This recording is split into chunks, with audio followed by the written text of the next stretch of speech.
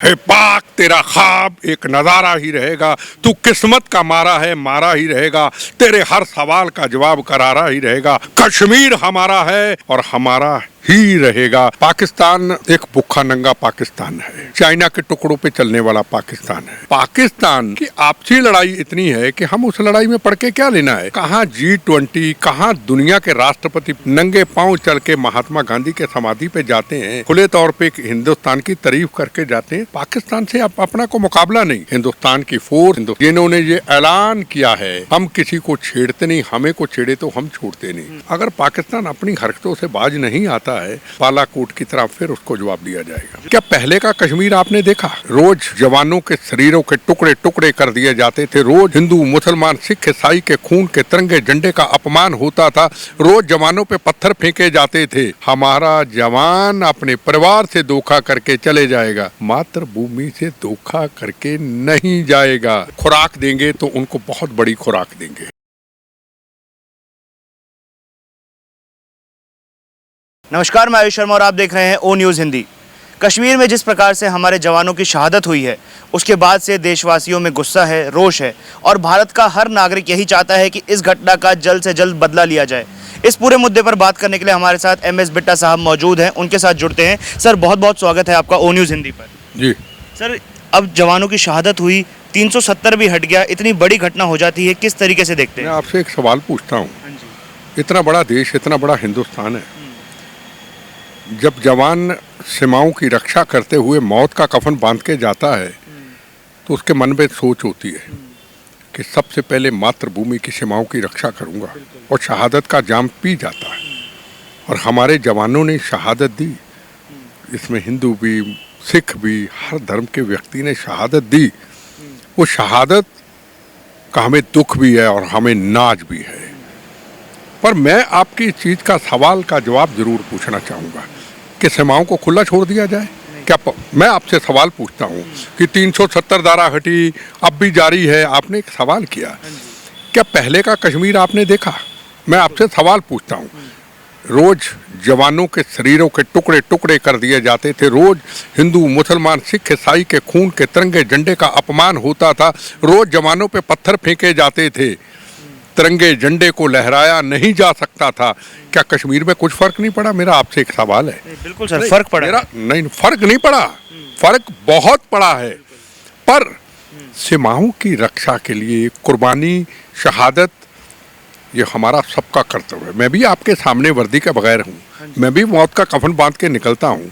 हो जाए तो हो जाए, कल में ये भारत माता की सीमाओं की, भारत माता की आज़ादी की रक्षा है। हमारा जवान अपने माँ, अपनी पत्नी, अपने बच्चे, अपने माँ बाप से धोखा कर सकता है, पर मातृभूमि की सीमाओं के ऊपर कभी भी खतरा पैदा होगा, हमारा जवान अपने परिवार से धोखा करके चले जाएगा, मातृभूमि से धोखा करके नहीं जाएगा। ये आज का भारत है। आज हिंदुस्तान के प्रधानमंत्री नरेंद्र मोदी जी हैं और नरेंद्र मोदी जी ने खुली छूट दे रखी फौज के जवानों को। सीमाओं की तरफ को आंख उठा के देखेगा, उसका जवाब करारा दिया जाएगा। ये आज का भारत है। इसलिए बिल्कुल जवानों की शहादत का हमें नाज भी है, हमें दुख भी है। वो कमी कभी पूरी परिवार को नहीं होगी, पर इस चीज़ का भी नाज है कि जवानों ने मुकाबला पूरा किया है। और जिन्होंने उन पे हमला किया था, 5 या 6 दिन के बाद फिर आ जाना, उनका किस तरीके से उनका हाल, बुरे तरह हाल होता है, उनका हाल किया जाएगा। बिल्कुल वही हाल होना भी चाहिए सर। पाकिस्तान की अगर हम बात करें, जो इन सारी चीज़ों को स्पॉन्सर करता है, आतंकवादी वहीं से आते हैं, उन्हीं के द्वारा पाले पोसे गए होते हैं। क्या जो अभी G20 भारत में हुआ, जिसकी अपार सफलता थी, क्या उसके बाद बौखला गया है पाकिस्तान, ऐसी गतिविधियों को बढ़ाएगा? मेरी बात सुनो, पाकिस्तान एक भूखा नंगा पाकिस्तान है, चाइना के टुकड़ों पे चलने वाला पाकिस्तान है। पहले कभी अमेरिका उसको सपोर्ट करता था, दुनिया के कई और देश उनको सपोर्ट करते थे। आज हमारे हिंदुस्तान के प्रधानमंत्री की एक अच्छी पॉलिसी ने पूरी दुनिया के साथ जो संबंध बनाए, तो उसके बाद आपने देखा कि आज पाकिस्तान में हिंदुस्तान में 370 धारा हटी। आज दुनिया का कोई मुल्क पाकिस्तान के हक में खड़ा नहीं हुआ। आज पाकिस्तान वो क्या बुखलाएगा, वो अपनी हरकतें करता रहेगा।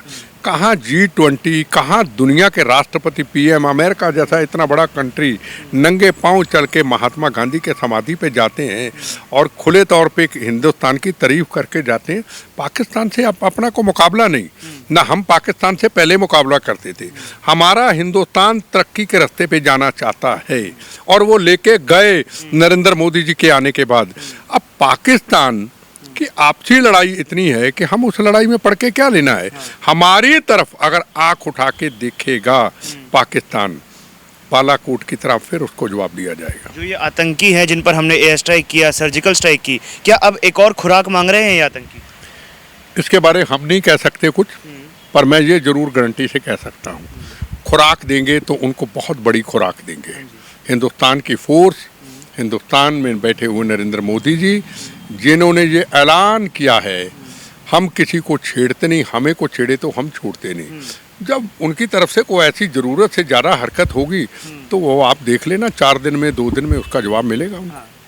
बिल्कुल, भारतीय सेना जाहिर सी बात है इस चीज़ के लिए सक्षम है कि अपने जवानों की शहादत का बदला हम ले पाएंगे। अब बात आती है इन गतिविधियों पर रोक लगाने की।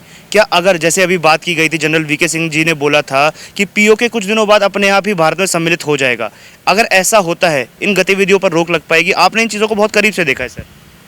देखो, वीके सिंह जी एक आर्मी चीफ रहे हैं और बड़े जाबाज हैं और हिंदुस्तान की गवर्नमेंट के मंत्री हैं। उन्होंने कोई कहा होगा तो सोच समझ के कहा होगा, उन्होंने सोच समझ के कहा होगा।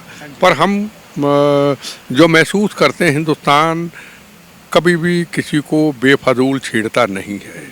अगर पाकिस्तान अपनी हरकतों से बाज नहीं आता है तो अपने पास करने के लिए सब कुछ है। ये आज का भारत है जिसके प्रधानमंत्री नरेंद्र मोदी जी हैं। मैं बीजेपी का नहीं हूँ, पर मैं हिंदुस्तान के साथ प्यार है मेरा, मेरी मोहब्बत है हिंदुस्तान के साथ। इस धरती पे, मिट्टी पे, शहादतों की मिट्टी पे, खून से लथपथ मिट्टी पे मैंने जन्म लिया है, इसलिए मुझे फ़ख्र है। मुझे अपने हिंदुस्तान के प्रधानमंत्री, बीजेपी के लीडर हो सकते हैं, आज के प्रधानमंत्री जी के ऊपर फ़िक्र, बिल्कुल फ़ख्र है कि अगर किसी भी तरफ से हिंदुस्तान की तरफ को देखेगा उसका जवाब करारा दिया जाएगा। चाइना का तो आपने देख लिया, इतना बड़ा चाइना, कहाँ चाइना आज पाकिस्तान के सामने, हिंदुस्तान के सामने खड़ा होता है क्या? पर अफसोस मुझे हिंदुस्तान की उन पॉलिटिकल पार्टियों से है जिनको सिर्फ सत्ता और कुर्सी का फिक्र है। प्रथम राष्ट्र भारत का नाम आज दुनिया में कितना छा चुका है, आज दुनिया भारत को सैल्यूट करती है, आज भारत का नाम इतना मजबूत हुआ है। उनको कोई एहसास नहीं, उनको एहसास है पार्टी पॉलिटिक्स। हमें पार्टी पॉलिटिक्स से उठ करके हिंदुस्तान को मजबूत करने वाले के लिए खड़ा होना चाहिए। जिस तरीके से जब इंदिरा गांधी ने पाकिस्तान के 2 टुकड़े किए थे तो अटल बिहारी वाजपेयी जी ने खुल के बोला था, अरे ये तो दुर्गा है, हमारी दुर्गा है। चलो हम नरेंद्र मोदी जी को कुछ भी ना कहें, पर डिमोरलाइज करने की कभी कोशिश ना करें। आपने सर जैसे पॉलिटिकल पार्टी और पार्टी पॉलिटिक्स की जैसे बात की, यही कुछ लोग थे जिन्होंने पिछली बार जब एयर स्ट्राइक हुई थी तो सेना से उनके शौर्य के सबूत मांग लिए थे। देखो, मैं एक चीज़ बताऊं, पॉलिटिकल पार्टियां को सत्ता के लिए होती हैं। मैं पुराना कांग्रेसी हूं, मैंने शरीर पे 14 बार हमले सहे हैं, मैंने अपने आप को कभी बदला नहीं। बचपन में भी कहते थे मेरा धर्म भारत माँ, मेरी जात वंदे मातरम। आज हम अकेले हैं, हमारे पास दुनिया में बैठा हुआ सच्चा भारतीय है, उसकी ब्लेसिंग है, पर हमने अपने विचारों को कभी अलग नहीं किया, इसलिए जो बोलते लोग सुनते हैं। आज अगर मैं कंप्रोमाइज़ कर लेता तो शायद लोग ना सुनते। जहाँ प्रथम राष्ट्र आ जाए, जहाँ भारत माता की सीमाओं की रक्षा आ जाए, जहाँ जवानों की रक्षा आ जाए, उनके परिवारों के लिए आ जाए, वहाँ हर पॉलिटिकल पार्टियों को सब कुछ छोड़ करके एक मंच पे इकट्ठा हो जाना चाहिए और कहना चाहिए तेरा वैभव अमर रहे माँ, हम दिन 4 रहे ना रहे। हमने आज नहीं तो कल जाना है, हमारी 200 साल उम्र नहीं है, हमारी तो पता ही नहीं आज हैं कल आंखें बंद किसी की भी हो जाए। तो हम पार्टियों को पहल क्यों देते हैं? प्रथम राष्ट्र हमारी सबसे बड़ी पार्टी है, भारत माँ सबसे बड़ी पार्टी है। एक भारत माँ जिसने गिरजाघर, मंदिर, गुरुद्वारे, दरगाह अपने आंचल में समा रखी हैं, शहीद आजम भगत सिंह, राजगुरु सुखदेव, मंगल पांडे, सफाकुल्ला खां। एक वो माँ ने, बहादुर माँ पेड़ से जन्म देती है, एक वो भारत माँ। दुनिया में किसी कंट्री को नहीं कहा जाता माँ, एक कहा जाता है, वो है भारत माँ, दुनिया में एक।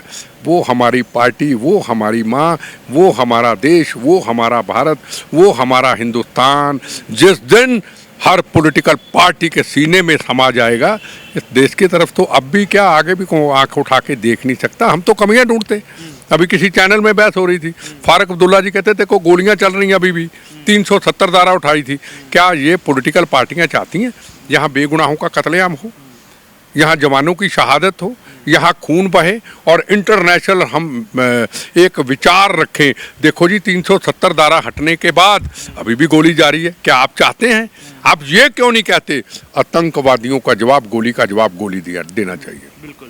एक आखिरी मैसेज आप, जो पाकिस्तान के तो वैसे बात करना ही बेकार है, ऐसा भिखमंगा देश हो गया है, पर एक आखिरी मैसेज आप अपनी तरफ से क्या देना चाहेंगे? किसको संदेश कहते हैं? पाकिस्तान को। मेरा आखिरी संदेश पाकिस्तान को है, हे पाक, तेरा ख्वाब एक नज़ारा ही रहेगा, तू किस्मत का मारा है, मारा ही रहेगा, तेरे हर सवाल का जवाब करारा ही रहेगा।